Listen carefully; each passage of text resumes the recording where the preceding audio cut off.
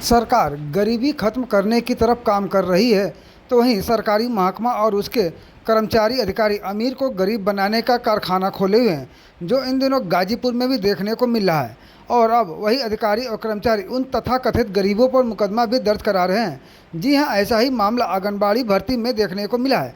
जब सिपाही की पत्नी भी गरीब बनकर आंगनबाड़ी की नियुक्ति पा गई, तो दूसरी ओर दूसरे के अंक पत्र पर दूसरी महिला आंगनबाड़ी बन बैठी।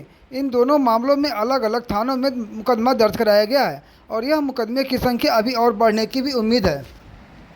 बता दें कि हाई स्कूल और इंटरमीडिएट के मार्कशीट किसी और का और उस मार्कशीट पर आंगनबाड़ी की नियुक्ति किसी और ने पा लिया।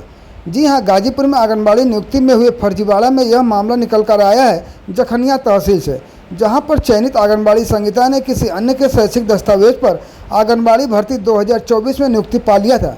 जब शिकायत पर जांच हुई तब मामला खुलकर सामने आया।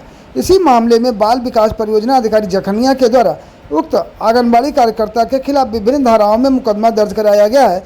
तो दूसरी ओर दुर्लभपुर थाना में लेखपाल राहुल यादव के द्वारा भी एक मुकदमा दर्ज कराया गया है, जिसमें फर्जी आय प्रमाण पत्र एक कांस्टेबल की पत्नी का बनाने का आरोप लगा है और इस मामले में आंगनबाड़ी कार्यकर्त्री सहित कुल 3 लोगों पर मुकदमा दर्ज हुआ है।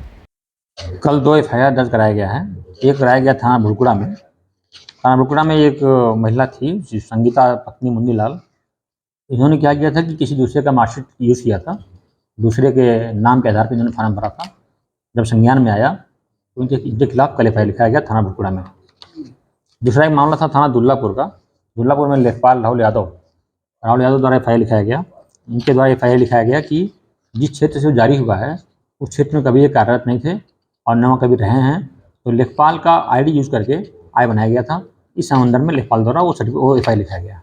सर, अभी तो ये दो मुकदमे लिखे गए हैं क्या, जिससे जो मामले आया था 13-14 लोगों के आए थे, तो क्या और भी मुकदमे लिखे जा सकते हैं या क्या? 13-14 मामले आए थे जिसमें आय प्रमाण पत्र गलत बनाए गए थे, गलत बने थे। मतलब उन्होंने तथ्य छिपा करके आय प्राप्त कर लिया था। कोई जो नौकरी में थे, कोई अध्यापक था, कोई पुलिस में था, कोई रेलवे में था।